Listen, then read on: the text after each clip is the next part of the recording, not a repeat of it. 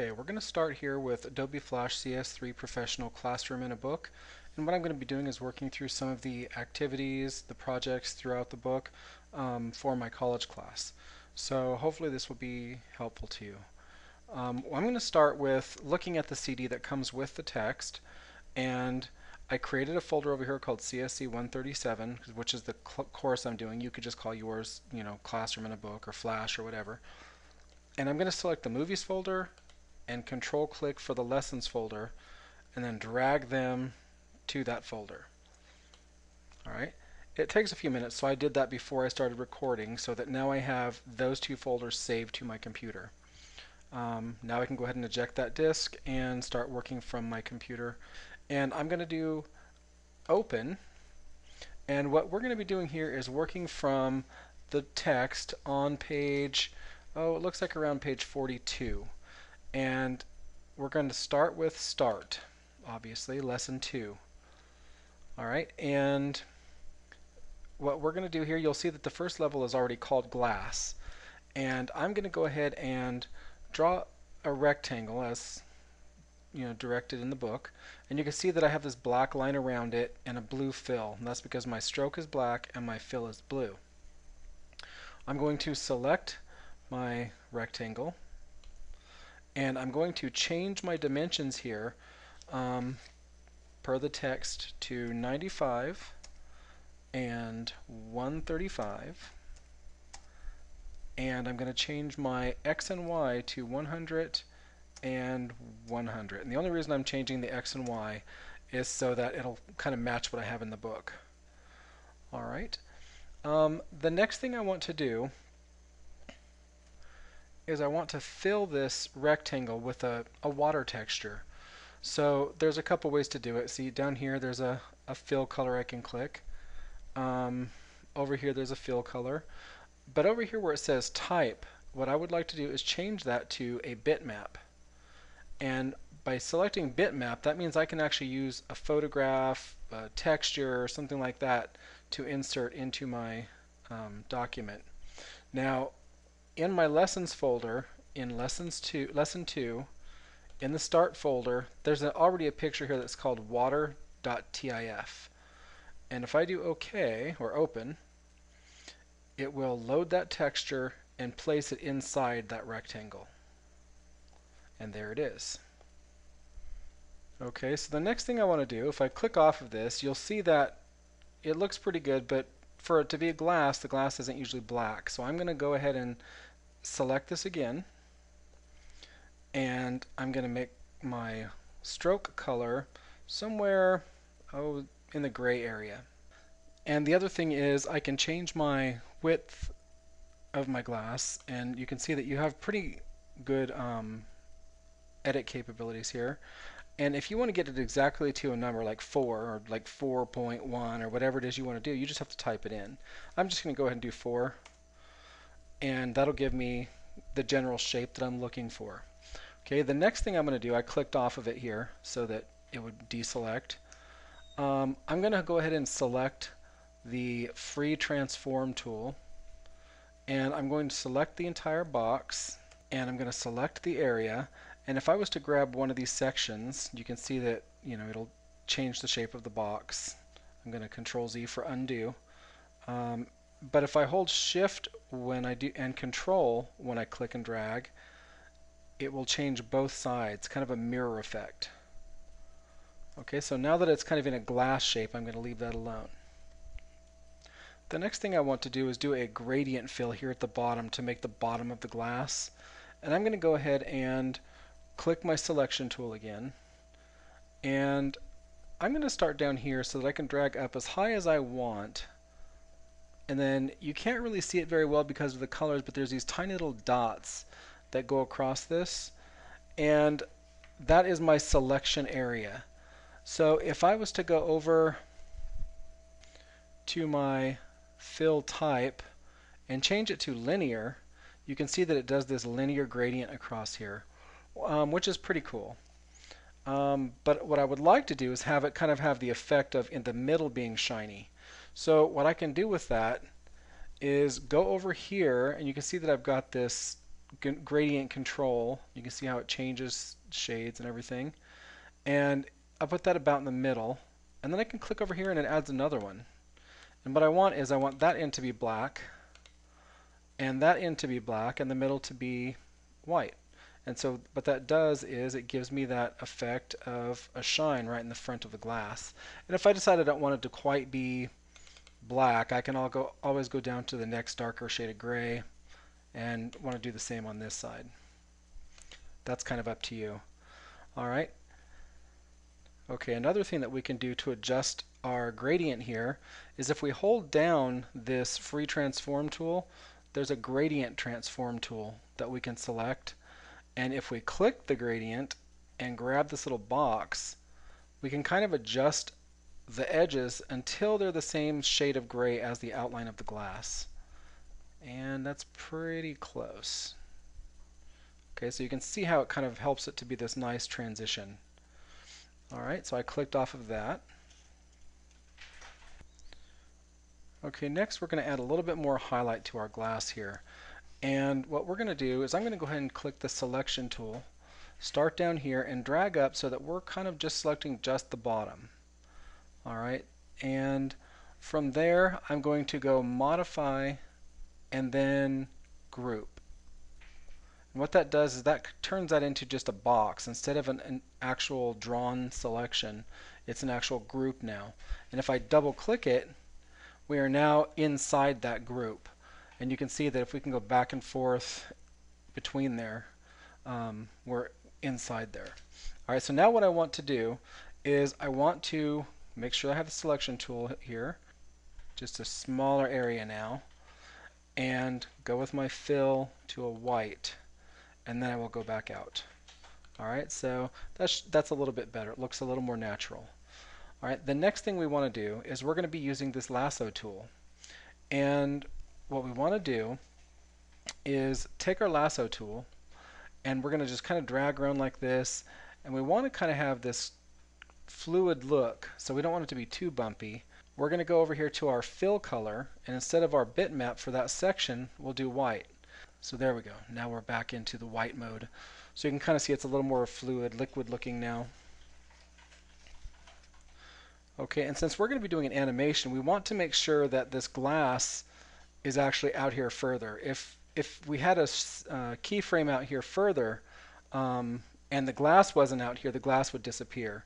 So in order to get this to work, we're going to do Insert, Timeline, Frame. And you'll notice over here that the shortcut for this is F5. Alright, and so now this entire thing has a picture of the cup. Okay, now we're going to start adding some bubbles into our water here. And in order to do that, I want to add a new layer. So I'm going to do Insert, Timeline, Layer. Okay, and I want to also make sure that I lock my glass layer. So if the glass layer is checked like that, I can't do any changes at all. Alright, which is good. That's what we want. Okay, and I'm going to go ahead and call this layer Bubble, because that's what we're going to be drawing. And I'm going to click on my rectangle tool, hold it down, and select an oval tool. Okay. Okay, now when I'm drawing an oval, I can make this long oval like this, but if I hold down Shift while I'm drawing it, it draws a perfect circle.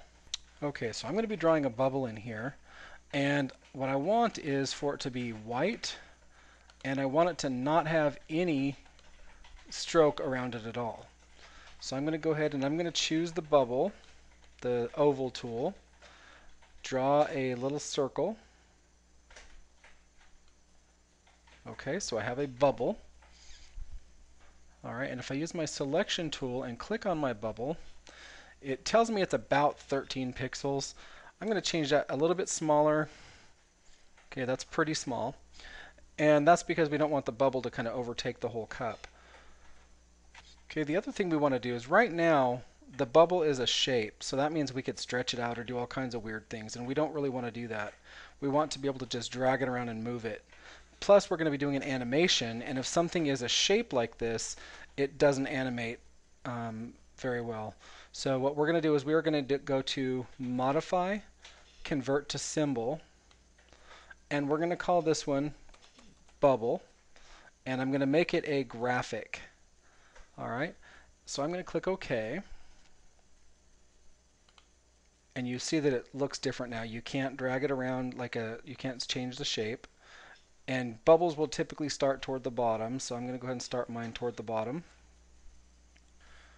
All right, and then somewhere out here around frame 20, what we're going to be doing is pressing F6 to insert a keyframe. Now, if you want to do it manually, it's Insert Timeline Keyframe, and you'll notice they don't put the shortcut here. The shortcut for that is F6. All right, so we have the F6 there, we have the shortcut, and I'm going to select the bubble, and I'm going to I'm using the arrow tool right now, and I'm just going to move it right up and out of the cup. All right, so theoretically we have on frame 1 the bubble's down there, on frame 20 the bubble is up there. Okay, and while it's up there, I'm also going to change the size. So what we'll have is the bubble will just be bigger at the top. I want to change it here to 12 and here to 12. Okay, so that down here it's a little smaller than up there. Okay. Okay, the next thing we're going to do is somewhere in the middle here, doesn't matter where, it could be anywhere along here, we're going to just click in there, and where it says tween, we're going to change this to a motion tween. All right, now what's cool about this is if we were to do Control, Test Movie, and you'll see that the shortcut is Control Enter, it'll pop up and we'll see our bubble get larger and then come back out of the cup. All right, and it's just a flash movie will just repeat unless it's told to stop. All right, so that's kind of a cool effect, but what we want to do is, soda's going to have more than one bubble, so we're going to be making some more layers here. Okay, so what we want are some new bubble layers, and you'll notice this little button over here says Insert Layer. If I click that 1, 2, 3, 4, 5, 6, 7, 8, 9 more times, and I can drag this down a little bit so we can see all of our layers, you can see that we have a bunch of different layers now that are eventually going to be bubbles. I can just double click here, change that to, whoops, bubble 2, bubble 3,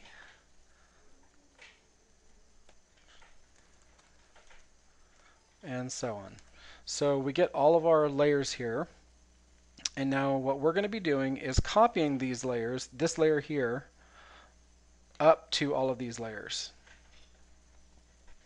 Okay, so from here we're going to click on this layer, on the bubble layer, on the first keyframe that has the black dot, and I'm going to hold Shift and click the other dot on the same layer.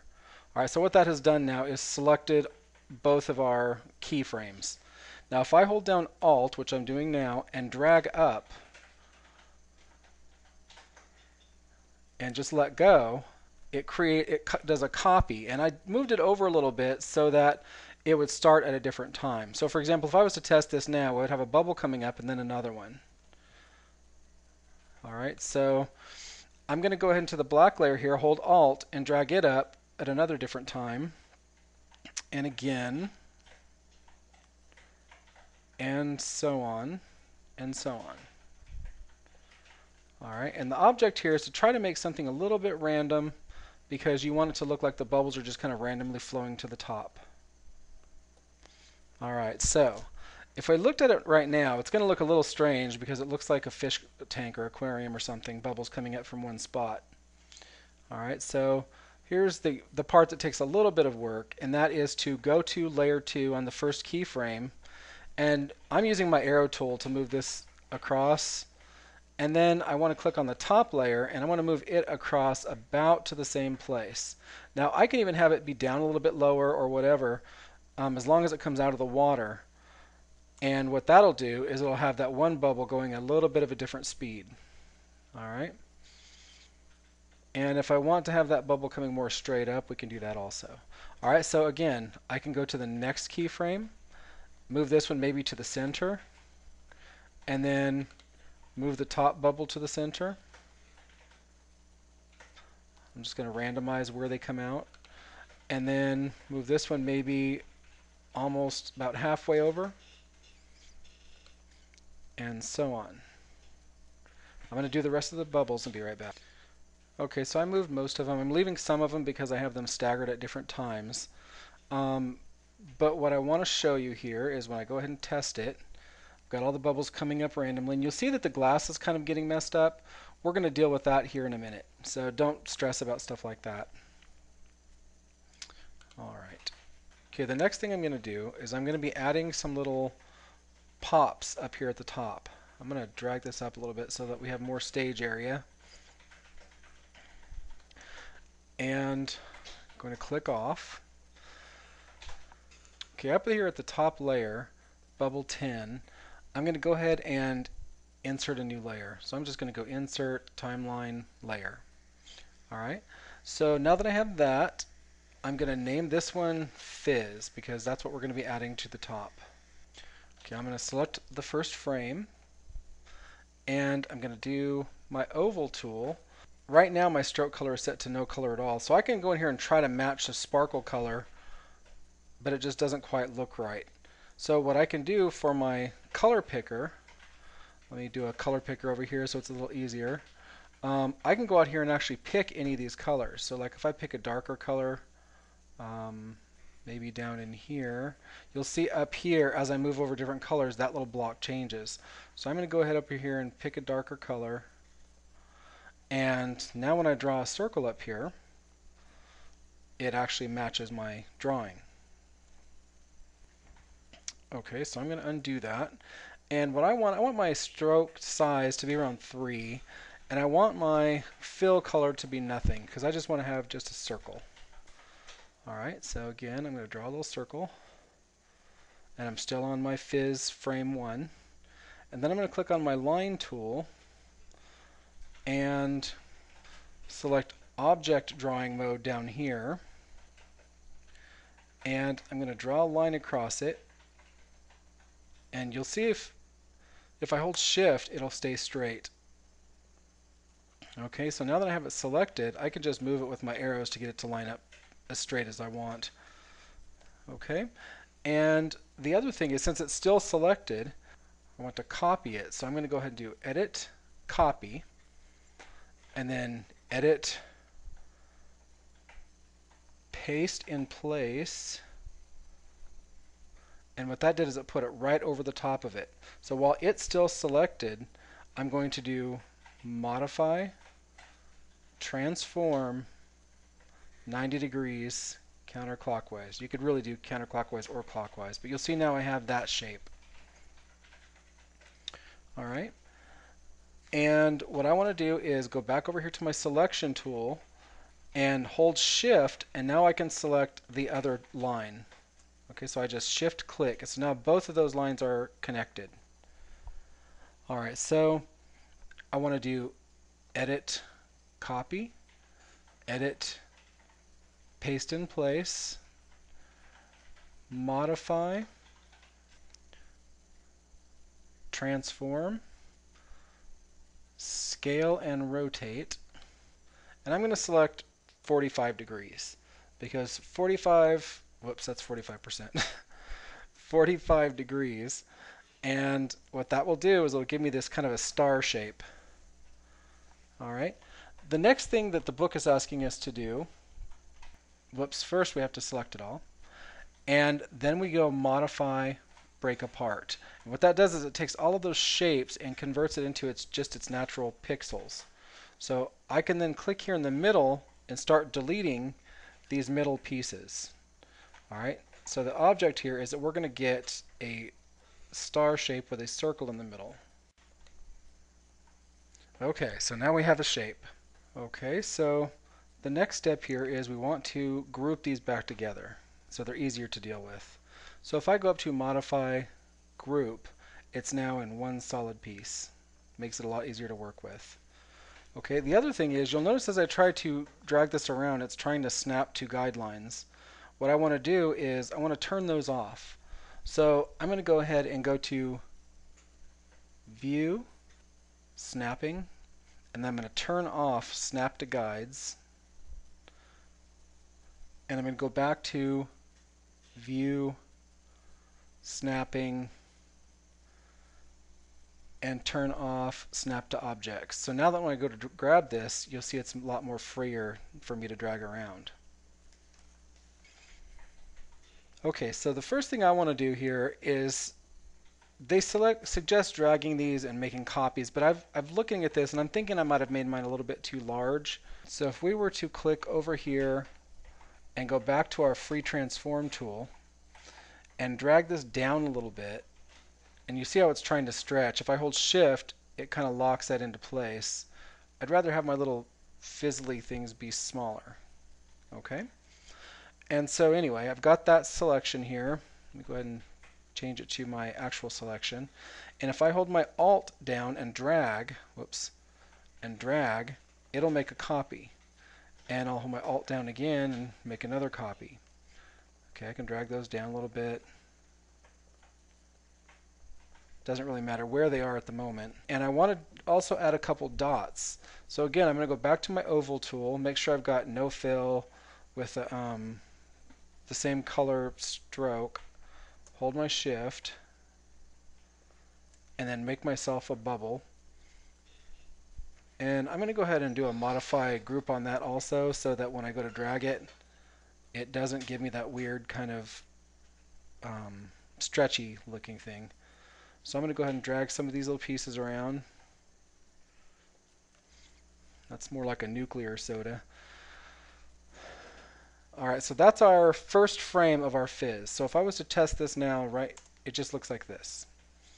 So it doesn't really look too fizzy there on the top, but we're going to try to deal with that here in a second. Okay, so the next thing we want to do is add some keyframes. So if you remember, we can do Insert, Timeline, Keyframe, which adds a keyframe, or we can click out here, and I'm going to go every 5, and hit F6. Okay, so you see that it's really not changing anything down here. But what we want to do is now on each of these different keyframes, if I was to go and click off and drag stuff to a different spot, like maybe move that over there, this up here, just kind of randomize it a little bit. It doesn't really matter where. And then go to the next frame and do the same thing. Move these all around. Make it kind of random because we want it to look like things are happening. What will happen eventually, I'm just going to go ahead and start. You'll see that it kind of fizzes a little bit and then stops because we've only done the first 3 keyframes. So I'm going to go ahead and finish the next 1, 2, 3, 4 keyframes. Okay, so after I randomly change the rest of these frames, you can see that it kind of looks kind of sparkly at the top, and not really the effect I would personally choose, but it kind of gives it almost a neon sign effect. Alright, so the next thing I want to work on here is masking an object. So you'll see right here, this just looks like it's completely empty. Looks like the glass is broken. As the bubbles get up, you'll see them go through the glass. So what we want to do is fix that. Okay, so in order to do that, what I want to do is I want to start with the same shape, the exact shape we have of our water. So in order to fix that, I'm going to have to unlock my glass layer, click on my water, and you can kind of see the little dots that show you that it's selected. All right, and I'm going to go to Edit, Copy. Now a lot of the stuff I would usually be using the shortcuts, but I want you to be able to see what I'm doing. Okay, and then I'm going to go to Edit, and then Deselect All. That means nothing is selected now. And I'm going to go ahead and lock the glass layer again. Okay, now up here on bubble 10, up at the top, okay, I'm going to insert a timeline layer. Okay, and I'm going to name this layer Mask. Alright, I'm going to paste in place what I already copied.